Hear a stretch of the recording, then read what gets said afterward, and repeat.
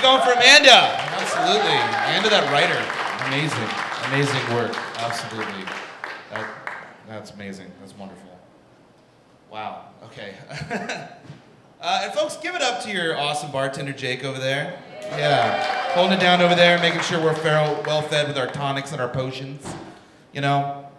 And thinking about the dopeness of the lovely Jake has got me thinking about a closely held secret I have had since I devised it in my early 20s. I always said I would divulge the secret after I quit drinking, but I don't think I will. I'm gonna show you how to get served very, very quickly and easily at a busy bar, right now. First of all, also, like, I feel like in the pandemic, people have gotten worse at this. Like, I was at a bar the other night and I was just wanting to get like a drink, and then I saw, like, I don't know, people were just wasting my time, and I don't like it, because if I feel like I'm wasting somebody else's time, I think I want to die, because I have anxiety. So anyway, I'll teach you how to do this. Basically, every bartender has like a sphere of vision, and just, even if it's really busy in the center of a sphere, just put yourself directly in the middle, and know what you want. For God's sake, know what you want. Like, just like, have a default order, you know? Like, even in your brain, like, if you can't, like, if you want to be like, man, I kind of want a fancy cocktail, but like, I don't know what I want or whatever. Just like, I don't know. I order a Lone Star and a whiskey if I can't think of anything, and I just try again later. And then after that, you just tip well. Just tip well. You know, we live in a culture where he only gets paid $2.13 an hour, but needs tips, and then you're good to go. Like, just be kind, and make sure you're seen. Okay? I love you. Take care of yourself. Thanks. Whoever that guy is. Can you just follow me around? I'm moving to LA next week. Can you come with? All right, well, rather than unpack that, I'm just going to introduce the next reader. Reading Jail Team 6, written by Anonymous. Here's Jett Williams.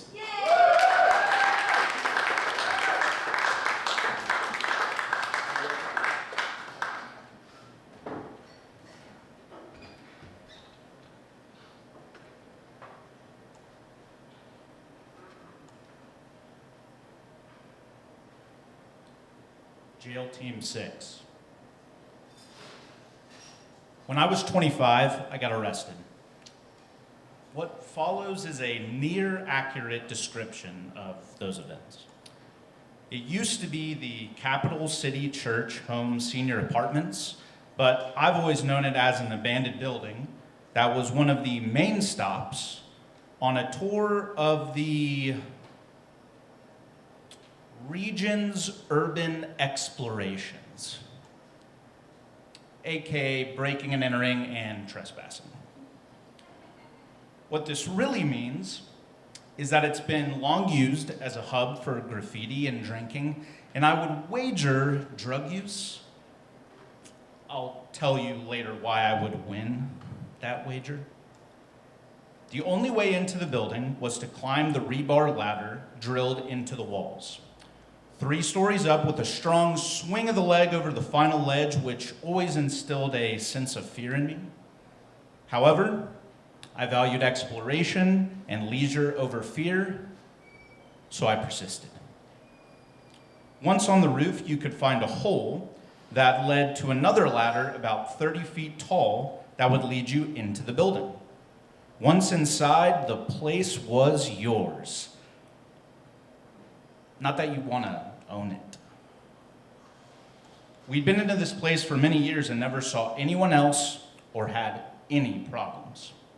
The broken glass and graffiti was the only proof that anyone else had ever been there. Well, that and the decaying empty beds and one room that was covered wall to wall in torn out magazine pornography from the 80s and 90s, as well as one room that was inexplicably littered with clocks. Digital clocks, grandfather clocks, alarm clocks, all of them hanging from the walls and ticking in and out of time. 6 of us embarked on a film project to document the wild walls of this place, using it as the backdrop of our final short film in film school. We arrived in our friend's van. There was Jim, Kate, Tony, Tom, and myself. Jim's dog, Gordon, waited in the van. I'm using fake names here to protect my friends, and yes, even the dog. 3 of us scaled the 3 stories to the top while others would come up second. I was part of the first group and had a case of Ham's beer in my backpack, which made the climb up all the more terrifying. It was at the top of the climb that I realized that while I had the one-hitter in my right pants pocket, I had left the weed in the van, so I texted Tony, "Hey, could you grab some stuff that I left in the van?" To which he replied, "What stuff?" To which I replied, "Drugs." Funny to me at the time. Tony met me at the top and apologized because he hadn't seen my second and stupid text message. It would be fine. We had beer and I was already fairly high. From there, we spent the next, I'm gonna say, hour having fun, drinking Hams, walking around the building and looking at the graffiti and talking. All of a sudden, Tony whisper yelled, "Cop! There's a cop outside. Everyone stay quiet." We agreed. If we stayed quiet and they didn't hear anything, most likely they would leave thinking we had already left. That's when we heard the helicopter. That can't be for us, right? One of us asked. There's no way. The sound of the helicopter got closer, and then we heard a second one. Fuck. At that point, I think we all knew we were done for, but we were either too drunk or high enough to think that maybe there was still a way out of this. Because of the state we were in, I can't remember our decision-making process, but Jake, Tom, and I went up to the roof because that was really our only way out and would hopefully be the last place they would look. Jim, Kate, and Tony stayed in the building and found places to hide. It was only later that I learned they started slamming beers because if we're going to jail,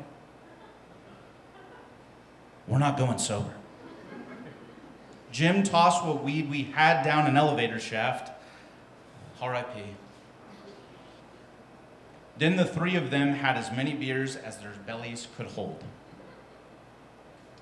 I think they would have been able to hide from the cops themselves, but the dogs found them pretty much immediately.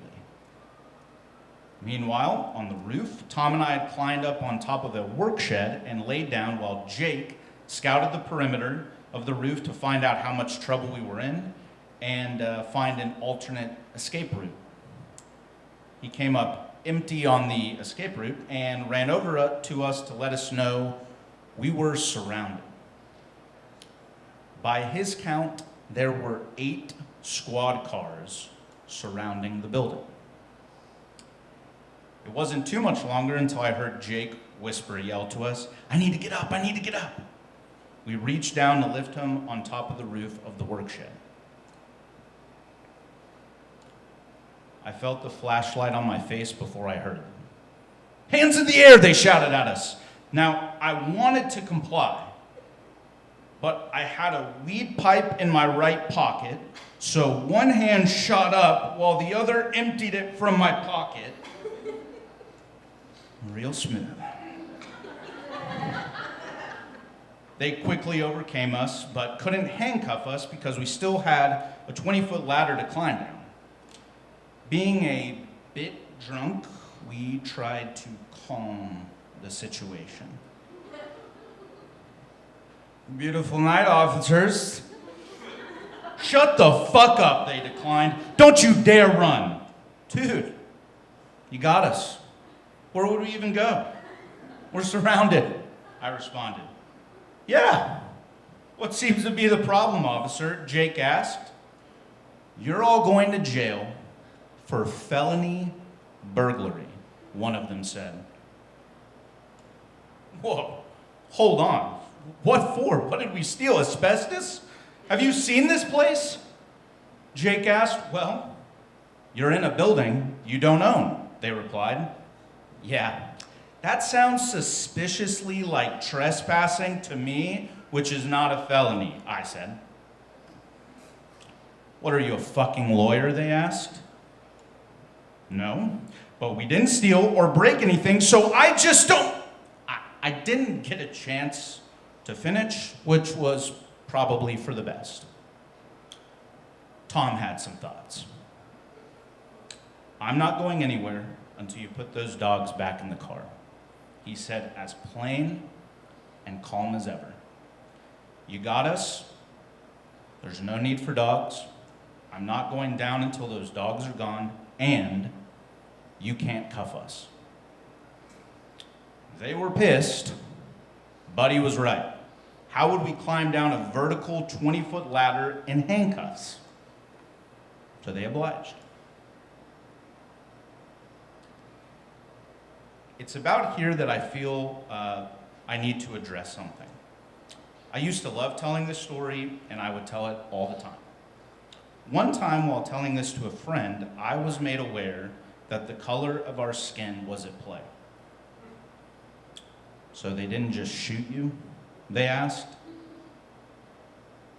That was a moment where what white privilege meant really clicked with me. I thought I understood before, but this was much more concrete. I will continue with the story, but I felt compelled to address that. I got put into the same squad car as Jim, who was one of the nicest people you'll ever meet and didn't deserve any of this. I went to apologize, and he whispered, "Fuck you." It was jarring. Never heard something like that from him. And he was right. We all got split up when we got to jail, so this next part is loosely based on the truth, since it's based on our group's recall, and we were all inebriated. So the story goes, the rest of the group had to submit to a bend and spread. Yep, and Jake bent over with his cheek spread, turned around and said to the officer, "So this is why you took the job? Looking at buttholes all day?" He was lucky the officer thought that was funny too. Each of them went through getting searched in places most people wouldn't hide things. I, however, had a different path. I was sent into a private room and told to remove all of my clothes. I was then handed an orange jumpsuit and some ill-fitting sandals. From there, we were put into individual holding cells. I could see Tony through the 6x6 square in the door. He was banging his head against the window and screaming, "You didn't read me my rights," which they hadn't, and apparently didn't have to. It was a learning experience for us. Then we get moved to a larger and more open waiting area with the rest of the people who had been picked up that night. Every single one of them was in the street clothes they came in with. Except me, who now looked like a younger and drunk Hannibal Lecter. Everyone was staring, and I gotta say, it was uncomfortable, but I felt better since my friends burst out laughing as soon as they saw me. I just looked ridiculous. Everyone else got paired with a stranger, and I didn't hear too much about what that was like, but Jim and I got paired together in the cell for the night. or really for how long, we had no idea. No one tells you anything when you're in there. It basically feels like being kidnapped and knowing that no one can do anything about it. Who would even know to call, and who would they call? We were both exhausted, but we took a look at that toilet in the room, which was not private in any way, and looked at each other with a knowing stare that said non-verbally, we're probably going to watch each other take a shit. We both passed out pretty quickly at whatever hour, I'll never know, but it felt like we were woken just minutes later. A thoughtless, dreamless sleep. From what I was told, they talked to about 3 people and asked some questions, and since they all gave the same innocent answer, we were allowed to go, and we would later learn that the charges were dropped. More of that privilege thing I had mentioned earlier. Let's go back quickly to the shed that I was hiding on top of. It was filthy. I was covered in mud, snow, glass, and God knows what else. Wasn't really thinking about it at the time. But as we were being escorted out to collect our things, I noticed that everyone had been given an empty bin to carry, except for me. We arrive at the place where whatever the cops haven't stolen is given back to us. Everyone is handed their possessions. Then it's my turn, and I am still wearing that orange jumpsuit sandals combo. The officer hands me a biohazard bag with all of my stuff tossed in. I am instructed that I cannot, under any circumstances, open that bag until we have exited the building. More laughter from the friends, though it was stifled by officers telling us to shut up again. Fair. If you haven't been arrested, good. If it does happen, I hope you aren't carrying cash. Most likely it will disappear, and if it doesn't, they give you a debit card and send you to a house ATM to withdraw the money with a heavy fee, and sometimes the fee is more than what you had on you, so that's just gone.